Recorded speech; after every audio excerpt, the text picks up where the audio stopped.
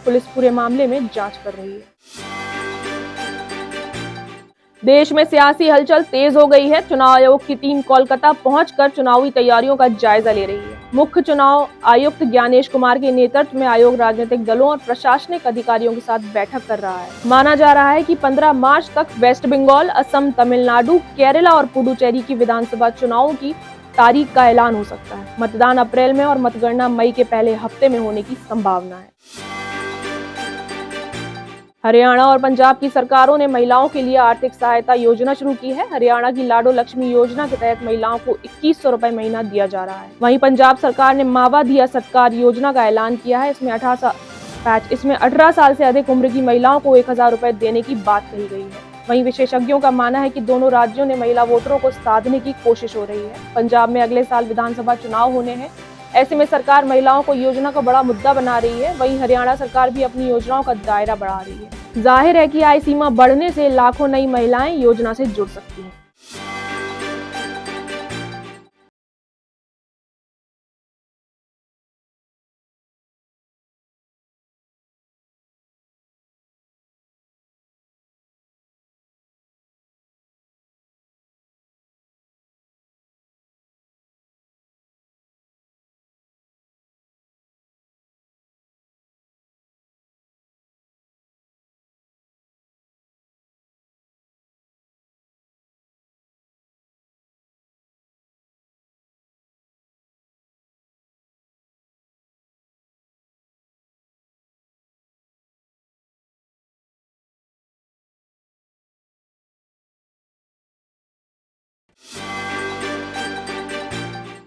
Middle east में जारी जंग के बीच ईरान में बड़ा सियासी बदलाव हुआ है। ईरान में पूर्व लीडर खामेनेई के बेटे मुज्तबा को नया सुप्रीम लीडर चुना गया है।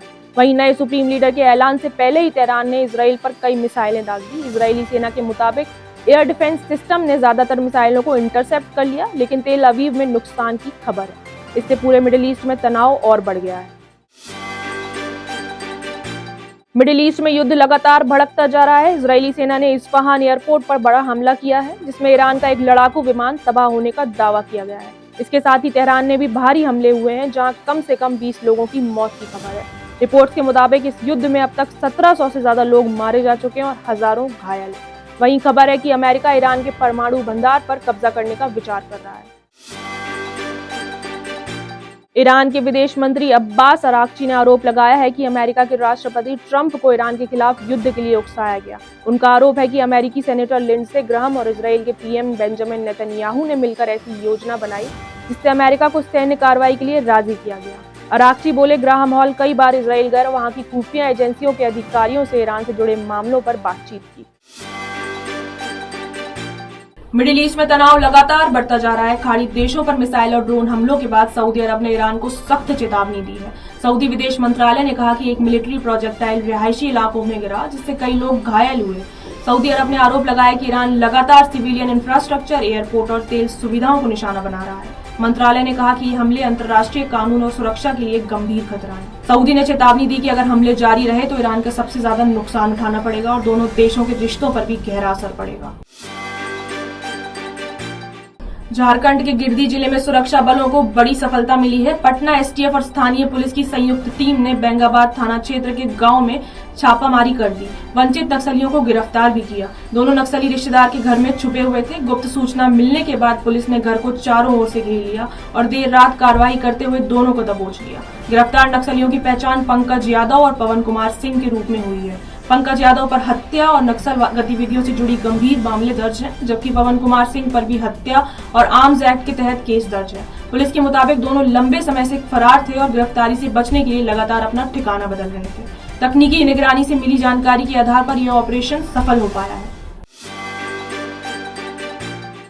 हिमाचल प्रदेश के नए राज्यपाल कविंद्र गुप्ता आज शाम शिमला पहुंचेंगे। वहां कल लोक भवन में उनका शपथ ग्रहण समारोह होगा। इस कार्यक्रम में मुख्यमंत्री और सभी कैबिनेट मंत्री मौजूद रहेंगे। प्रशासन ने समारोह की तैयारी पूरी कर ली है और कविंद्र गुप्ता राज्य के 30वें राज्यपाल पद की शपथ लेंगे।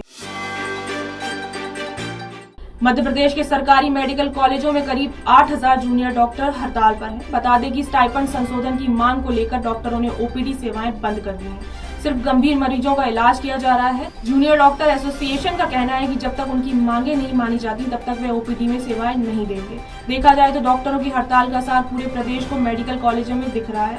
हर्निया और ऑर्थोपेडिक जैसे सामान्य ऑपरेशन टल रहे हैं। अस्पतालों में मरीजों की लंबी कतारें लगाई गई हैं।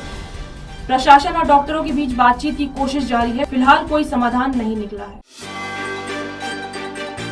हरियाणा के कई जिलों में सुबह भूकंप के हल्के झटके महसूस किए गए, जिससे लोगों में दहशत फैल गई। गुरुग्राम और रेवाड़ी में लोगों ने घरों में पंखे और सामान हिलते हुए देखे, जिसके बाद कई लोग घरों से बाहर निकल आए। नेशनल सेंटर फॉर सेस्मोलॉजी के अनुसार भूकंप की तीव्रता 2.8 मापी गई है और इसका केंद्र रेवाड़ी रहा। भूकंप का केंद्र जमीन से करीब 5 किलोमीटर नीचे था। हालांकि झटके हल्के थे, किसी तरह से नुकसान की खबर नहीं है, लेकिन लोगों में कुछ देर तक दहशत का माहौल बना रहा। देहरादून हरिद्वार हाईवे पर देर रात बड़ा सड़क हादसा हो गया। मोतीचूर फ्लाईओवर के पास roadways bus, tractor trolley, Scorpio truck और XUV 300 समेत 6 वाहन आपस में टकरा गए। स्कॉर्पियो में लगे CNG सिलेंडर ने धमाका होने से कई वाहनों में आग लग गई। हादसे में एक महिला की मौके पर मौत हो गई। वहीं 6 बच्चे सहित 15 से ज्यादा लोग गंभीर रूप से घायल हो गए। पुलिस के मुताबिक हादसे में घायल लोग देहरादून से लगे झंडा मेले से लौटकर बिजनौर जा रहे थे। दुर्घटना के बाद फ्लाईओवर पर अफरा तफरी मच गई। कई वाहन चालक अपनी वाहन सड़क पर ही छोड़कर भाग गए। मौके पर पहुंची दमकल टीम ने आग पर काबू पाया। पुलिस ने काफी मशक्कत के बाद जाम खुलवाया।